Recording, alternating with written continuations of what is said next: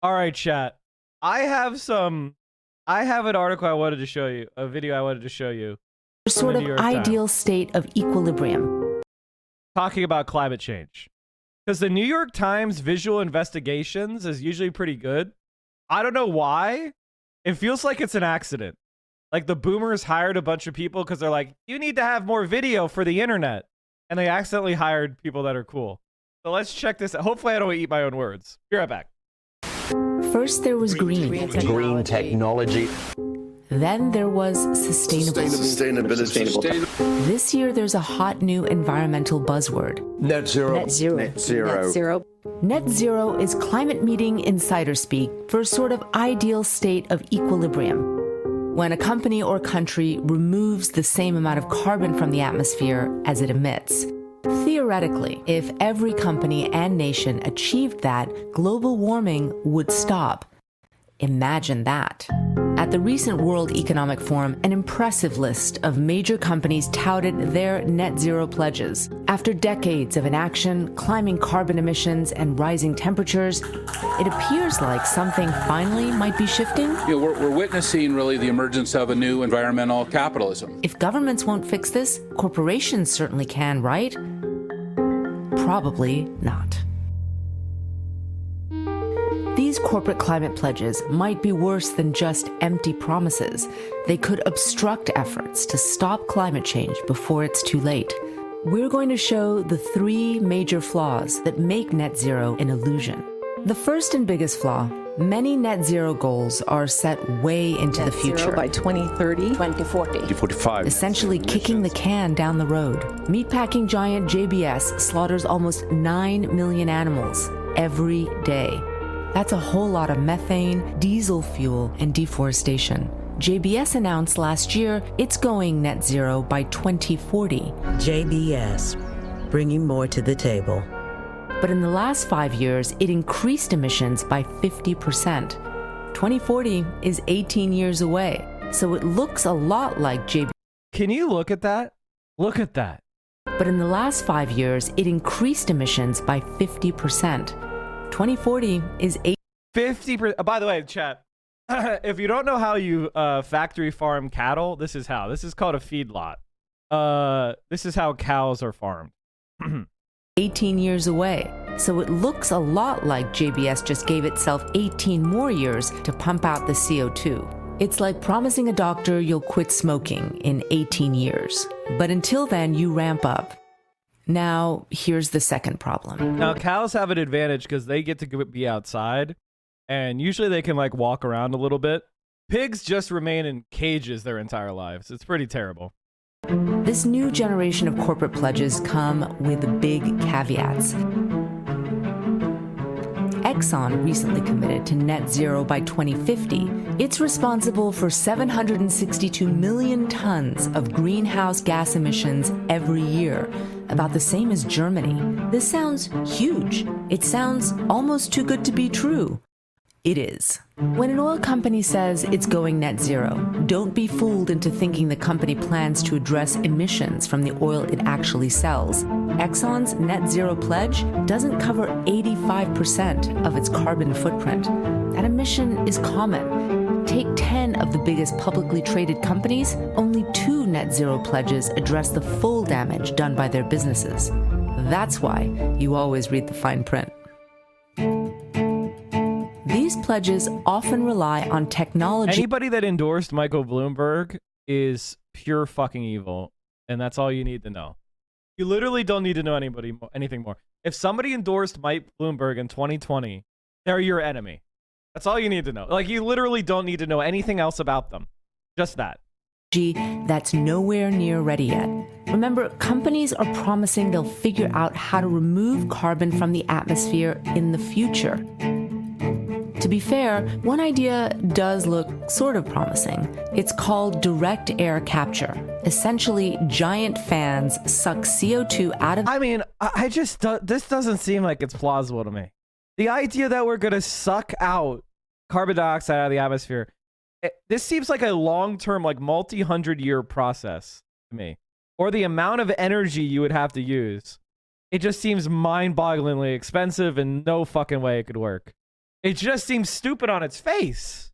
It just seems stupid on its face. Like, why don't we just build solar panels and not burn CO2 emitting fuels in the first place? This is crazy. Or nuclear. Like, you know what, like, legitimately, I see the arguments against nuclear power. There's a lot of arguments against nuclear power. Some are less compelling than others, but they exist. If people were like, I want to build nuclear and shut down these plants immediately, I might listen to that. I might be open to that idea. This is beyond stupid. The atmosphere. I've never been purely anti-nuclear. I just don't think it makes sense economically. But in some places like China and Japan, you're probably going to have nuclear power plants. Or you need massive transmission lines from Australia. Easy on-site storage is not safe. No. On-site storage is terrible. No. You need a reprocessing facility. There's some nasty shit that you get in nuclear waste, man. Doesn't mean there isn't nasty shit in chemical manufacturing. Of course there is. You need to regulate that too. That's not an argument. And store it somewhere safe. But there are just 19 direct air capture plants in the entire world, which in a year can remove the annual emissions of only about 700 Americans. What? This is the dumbest shit I've ever seen! It'll be decades before that technology can be used at scale, if ever. Here's another potential carbon-sucking fix from Jeff Bezos. Nature-based solutions. That's the key. Nature-based solutions. That's usually reforesting. Reforesting, is that what he's saying? Another way of saying planting trees. Even small things, like planting trees, can help the planet. Actually, planting trees to offset Amazon's emissions wouldn't be a small thing. To remove the company's current emissions from the air, they'd have to plant 2.5 billion trees, an area the size of Costa Rica, every year. We're running out of planet. TED Talks, endless panels, and ovations, these glitzy events mask a terrifying truth. These corporations don't yet know how to fulfill their science fiction net zero pledges, and they've given themselves decades to figure it out. But outside the boardroom, one thing's certain. The planet's in a full-blown meltdown. And it's definitely not waiting for 2040.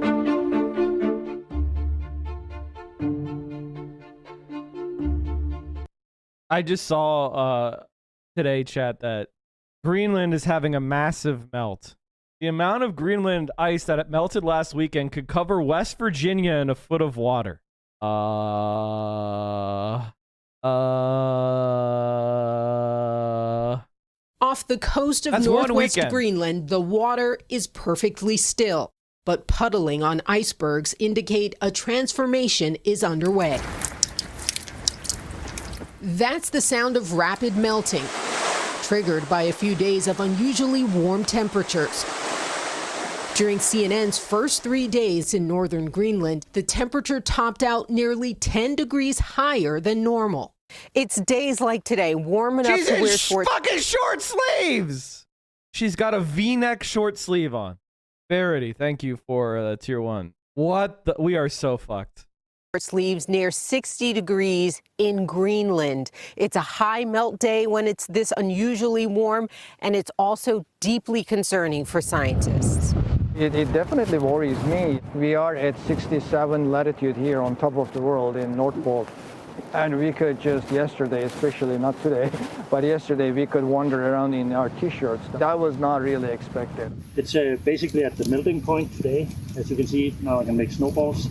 At a research site in northeast Greenland, near melt conditions at an elevation of nearly 9,000 feet made what's usually a frozen landing strip inoperable. They have a problem when it's this soft as the surface is now. Climate scientist Aslak Grinstead tweeting, mini heat wave, negative 1.6 degrees Celsius in the middle of the Greenland ice sheet. Our planned planes are postponed because our skiway is not that good when it is this warm. Unable to fly out, the scientists passed the time playing volleyball in shorts atop the ice sheet. Pre-global warming, Grinstead says temperatures near 32 degrees Fahrenheit at this altitude were unheard of. The National Snow and Ice Data Center tells CNN from July 15th through 17th alone, a melt surge in northern Greenland caused ice sheet runoff of about 6 billion tons of water per day. That's about the volume of 2.4 million Olympic-sized pools. Put another way, enough water to flood the entire state of West Virginia with 1 foot of water in 3 days. The amount of melt from the ice was to us was very surprising because it was very warm day. You could even hear the ice was just melting in front of our eyes. Research scientists tell CNN this extent of melt in North Greenland this past week is quite unusual and will contribute to global sea level rise, which impacts coastal communities half a world away. We talked about this a little bit on Friday, chap, but as the Great Salt Lake dries up, Utah faces an environmental nuclear bomb. The New York Times. As the Great Salt Lake dries up, Utah faces an environmental nuclear bomb. I wanted to write about what's happening in Salt Lake City because it's almost a perfect natural experiment for the U.S. as a whole. You've got a community that is facing an obvious and urgent and potentially devastating problem tied to climate change. And the question that arises is, are they going to change their behavior quickly enough to avert even worse calamity? And the answer is it's hard to know. It wasn't clear to me that that level of change is about to happen. But what happens in Salt Lake City matters to every community in America, because everywhere in America is facing some version of this, right? Some kind of pressure from climate change that ultimately is going to require a change in lifestyle. What's different about Salt Lake City is the problem is so obvious and, again, so urgent. So I flew out to Salt Lake City mostly to see this disappearing lake with my own eyes and to walk on the lake bed, but also to spend time with people who are going to be most affected. What I found was a surprising degree of consensus. Everybody. So before we go on, take a look at these images. So this is back from the 80s. And I want to draw your attention right here. You see this right here? This like mountain, this like hill? Go then compare it over here.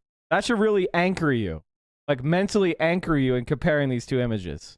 This is from 2021. This is last year. All this is dry. It's lost. This whole side lake is almost all gone. It's significantly shrunk here at the top. This whole like little perturbation is gone. This carbuncle. And then like this whole area is gone as well. That island is now on dry land. This is a hill. Same thing with this one. Fucking crazy. Same thing with this island. Same thing with this island. All these islands are now dry land, peninsulas. What are the Republican Party? They got complete control of Utah. What are they doing out there? All right, Danny, thank you. And Governor Spencer Cox is asking Utahns to join in prayer this weekend for an end to the state's drought emergency. We need more rain, and we need it now. We need some divine intervention. That's why I'm asking Utahns of all faiths to join me in a weekend of prayer, June 4th through the 6th. By praying collaboratively and collectively, asking God or whatever higher power you believe in for more rain, we may be able to escape the deadliest aspects of the He's ready to give up on Jesus. He says, okay, I've been praying to Jesus and he ain't done shit. Will some of you pray to some demons to get us some goddamn rain? I won't, but would you? I really need it. Continuing drought. The drought emergency threatens crops and the state's food supply. The governor Honest is to God, I don't even know what to say, man. I talked to and spent time with seem to appreciate and agree that this is a really pressing crisis, but what nobody seemed to have an answer for was just what should happen to try to fix it. The most immediate danger from this lake vanishing is the effect on wildlife. Specifically, the Great Salt Lake is one of the most important stopovers in North America for migratory birds. Teals, stilts, sandpipers, songbirds, ducks, tundra swans, and bald eagles. And if the lake disappears, then the flies and shrimp in the lake disappear, and that means nothing for those migratory birds to eat.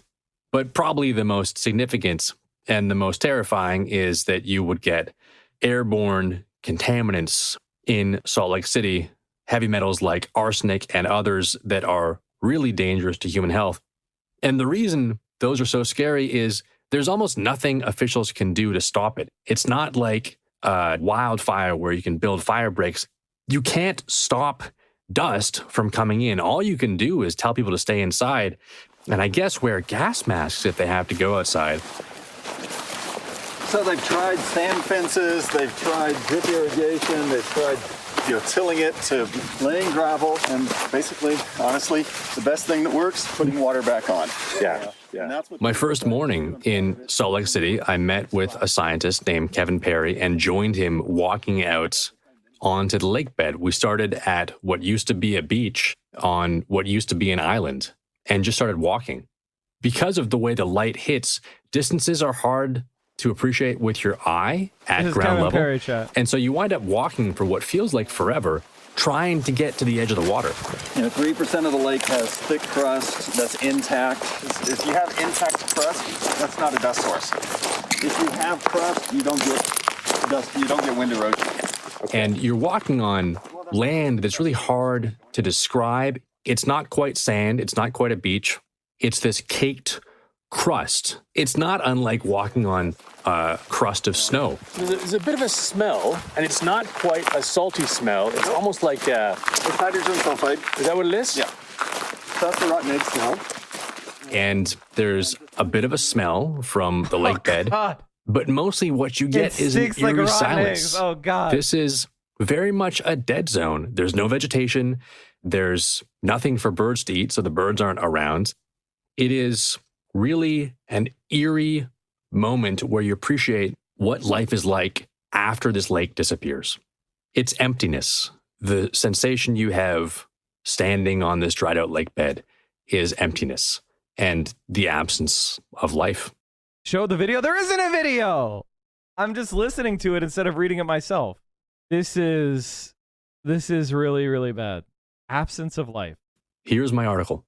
If the Great Salt Lake, which has already shrunk by 2/3, continues to dry up, here's what's in store. The lake's flies and brine shrimp would die off. Scientists warn it could start as soon as this summer, threatening the 10 million migratory birds that stop at the lake annually to feed on the tiny creatures.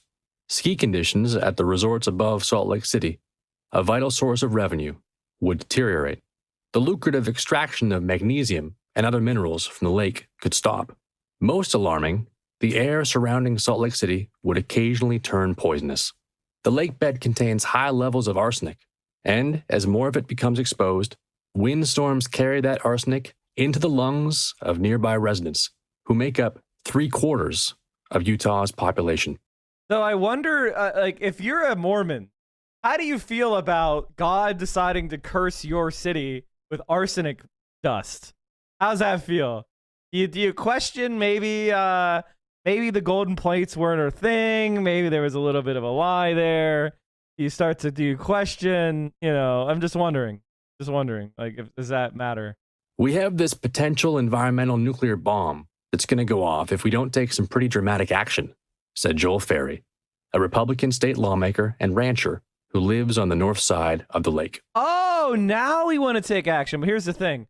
Republican politicians are so corrupt that any Republican who's tries to start voting in favor of what's good for Utah will lose, because all the Utah Republicans just watch the same media that every other Republican all over the country watches, and they're incapable of having a Utah-specific politics.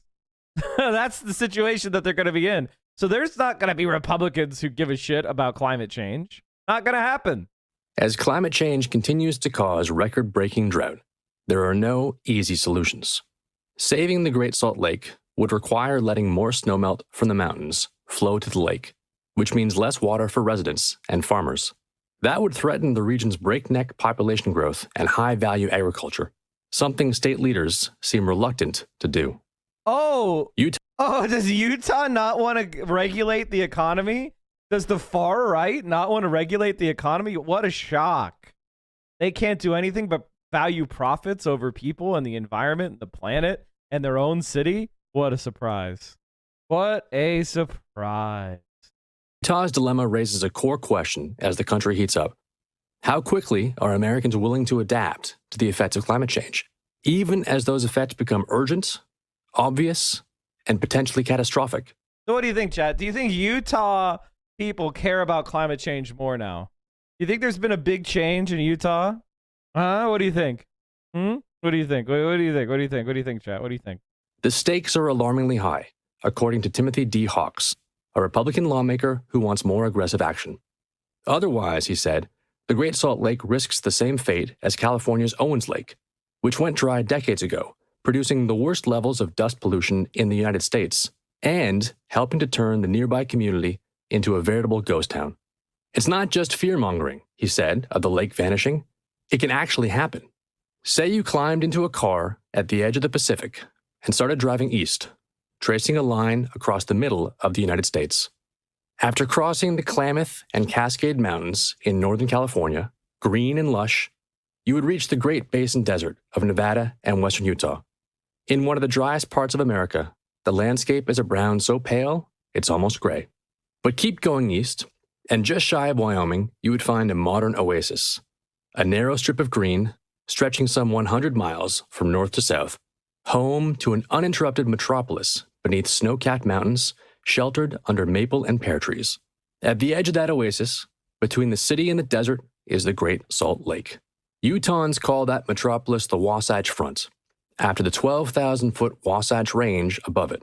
Extending roughly from Provo in the south to Brigham City in the north, with Salt Lake City at its center, it's one of the fastest-growing urban areas in America, home to 2.5 million people, drawn by the natural beauty and relatively modest cost of living. So it's a modest cost of living because we subsidize it with unsustainable consumption. And once that water runs out, it ain't going to be sustainable. It ain't going to be cheap to live in the Salt Lake. That megacity is possible because of a minor hydrological miracle. Snow that falls in the mountains just east of Salt Lake City feeds 3 rivers, the Jordan, Weber, and Bear, which provide water for the cities and towns of the Wasatch Front, as well as the rich cropland nearby, before flowing into the Great Salt Lake. Until recently, that hydrological system existed in a delicate balance. In summer, evaporation would cause the lake to drop about 2 feet. In spring, as the snowpack melted, the rivers would replenish it. Now, 2 changes are throwing that system out of balance. One is explosive population growth, diverting more water from those rivers before they reach the lake.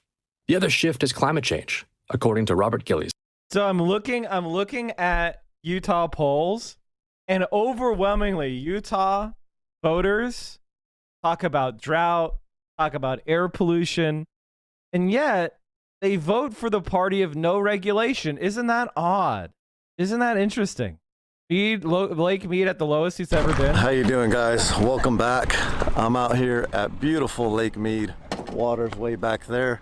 I have some pretty cool news. Check out these skies. So if you've been following our channel, you know that we haven't had rain out here in Vegas for a long time. We came out to film yesterday. There was actually a bunch of lightning. Crazy how it gets like that. Tower's at 1. That looks like very light rain. That looked like very light rain to me. A professor at Utah State University and Utah's state climatologist. Higher temperatures cause more snowpack to transform to water vapor, which then escapes into the atmosphere rather than turning to liquid and running into rivers. More heat also means greater demand for water for lawns or crops, further reducing the amount that reaches the lake. And a shrinking lake means less snow. As storms pass over the Great Salt Lake, they absorb some of its moisture, which then falls as snow in the mountains. A vanishing lake endangers that pattern. If you don't have water, Dr. Gillies said, you don't have industry, you don't have agriculture, you don't have life. Last summer, the water level in the Great Salt Lake reached its lowest point on record, and it's likely to fall further this year. The lake's surface area, which covered about 3,300 square miles in the late 1980s, has since shrunk to less than 1,000, according to the U.S. Holy shit. So in other words, the lake is less than a third of where it was before. Now to what some tonight are calling a looming environmental nuclear bomb in Utah. The mighty Great Salt Lake is drying up, and as the majestic lake slowly but surely disappears, there's major concern not only for the wildlife that relies on the lake, but for people living in Salt Lake City and what it might mean for the air there. Our Kana Whitworth files this in-depth report. Great Salt Lake, the largest saltwater lake in the Western Hemisphere, and the 8th largest freestanding lake in the world. But what used to be a boater's paradise and a safe haven for wildlife is now a looming ecological disaster. Climatologists blaming unrelenting high temperatures and a record western drought made more severe by climate change being blamed for the lowest water level ever seen in Utah's Great Salt Lake. The lake now just 1/3 its usual size and shrinking weekly. It's a little deceiving. This looks like a lot of water, but in fact, I'm standing. I think we watched this actually last week, didn't we? Did we watch this last week? I think we watched this last week. Not to. Geological survey. The salt content in the part of the lake. The reason why I wanted to read this article in the New York Times is because it goes even more in depth with just how fucked they are. The TV story was okay, but wasn't good. Why do they call it a nuclear bomb? Ain't it just slowly releasing its toxins? Because it's going to be contaminated. The whole area is going to be contaminated like it was hit by a nuclear bomb. It's not just the active explosion, but also the remnants that are going to last for centuries on. Salt Lake City used to fluctuate between 9% and 12%, according to Bonnie Baxter, a biology professor at Westminster College. But as the water in the lake drops, its salt content has increased. If it reaches 17%, something Dr. Baxter says will happen this summer, the algae in the water will struggle, threatening the brine shrimp that consume it. While the ecosystem hasn't collapsed yet, Dr. Baxter said, we're at the precipice. It's terrifying. The long-term risks are even worse. One morning in March, Kevin Perry, a professor of atmospheric sciences at the University of Utah, walked out onto land that used to be underwater. He picked at the earth, the color of dried mud, like a beach whose tide went out and never came back. The soil contains arsenic, antimony, copper, zirconium, and other dangerous heavy metals, much of it residue from mining activity in the region. Most of the exposed soil is still protected by a hard crust, but as wind erodes the crust over time, those contaminants become airborne. Clouds of dust also make it difficult for people to breathe, particularly those with asthma or other respiratory ailments. Dr. Perry pointed to shards of crust that had come apart, lying on the sand like broken china. This is a disaster, Dr. Perry said, and the consequences for the ecosystem are absolutely insanely bad. In theory, the fix is simple. Let more water from melting snowpack reach the lake by sending less toward homes, businesses, and farms. But metropolitan Salt Lake City has barely enough water to support its current population, and it's expected to grow almost 50% by 2060. Laura Briefer, director of Salt Lake City's Public Utilities Department, said the city can increase its water supply in 3 ways: divert more water from rivers and streams, recycle more wastewater, or draw more groundwater from wells. Each of those strategies reduces the amount of water that reaches the lake. But without those steps, demand for water in Salt Lake City would exceed supply around 2040, Ms. Briefer said. We're not making it to 2040. The city is trying to conserve water. Last December, it stopped issuing permits for businesses that require significant water, such as data centers or bottling plants. But city leaders have shied away from another potentially powerful tool: higher prices. Of major U.S. cities, Salt Lake has among the lowest per gallon water rates, according to a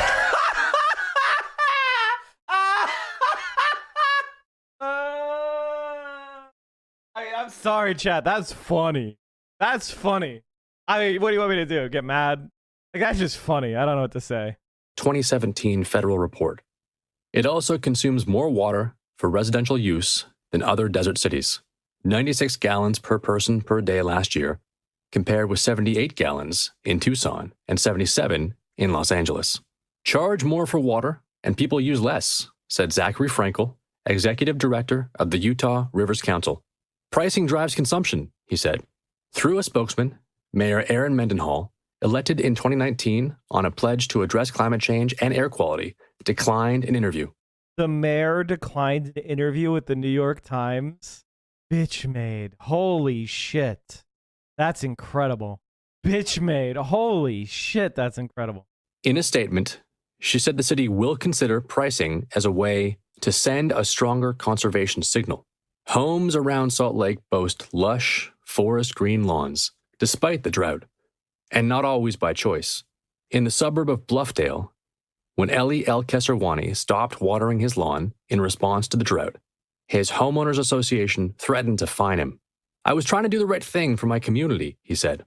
Robert Spendlove, a Republican state representative, introduced a bill this year that would have blocked communities from requiring homeowners to maintain lawns. He said local governments lobbied against the bill, which failed. In the state legislature, Hey, we're going to run out of water in 10 years. How dare you try and mean I can't water my lawn? Incredible. session that ended in March, lawmakers approved other measures that start to address the crisis. They funded a study of water needs, made it easier to buy and sell. Oh, they made it easier to buy and sell water rights. I know what'll fix this. Liberalization, financialization. Let me buy derivatives on Salt Lake City water. I'd love to buy those. Hell yeah, dude. Hell yeah, dude. Incredible. Water rights and required cities and towns to include water in their long-term planning. But this is the Utah politicians chat. These are Utah politicians right now. Actually, by the way, this is a video shot in Utah. So they have a little bit of a different culture than you might expect there in Utah. So I don't want to see any judgmental comments or anti-Mormon sentiments. Just because they have a different religion doesn't mean you have to be bigoted. Okay? Do not, my friends, become addicted to water. It will take hold of you, and you will resent its absence. Lawmakers rejected proposals that would have had an immediate impact, such as requiring water-efficient sinks and showers in new homes, or increasing the price of water. Why did they reject that? Because that was one of Trump's things. He was like, I don't want any regulations incentivizing low flow toilets. I want my toilet to flush. I mean, you have to understand. I mean, all Donald Trump eats is Oreos and fast food. So yeah, he needs the high flow toilet, okay? The worst case scenario for the Great Salt Lake is neither hypothetical nor abstract. Rather, it's on display 600 miles southwest in a narrow valley at the edge of California, where what used to be a lake is now a barely contained disaster. In the early 1900s, Los Angeles, growing fast and running out of water, bought land along either side of the Owens River, then built an aqueduct diverting the river's water 230 miles south to Los Angeles. The river had been the main source of water for what was once Owens Lake, which covered more than 100 square miles. The lake dried up, and then for much of the 20th century, it was the worst source of dust pollution in America, according to a 2020 study by the National Academies of Sciences. California!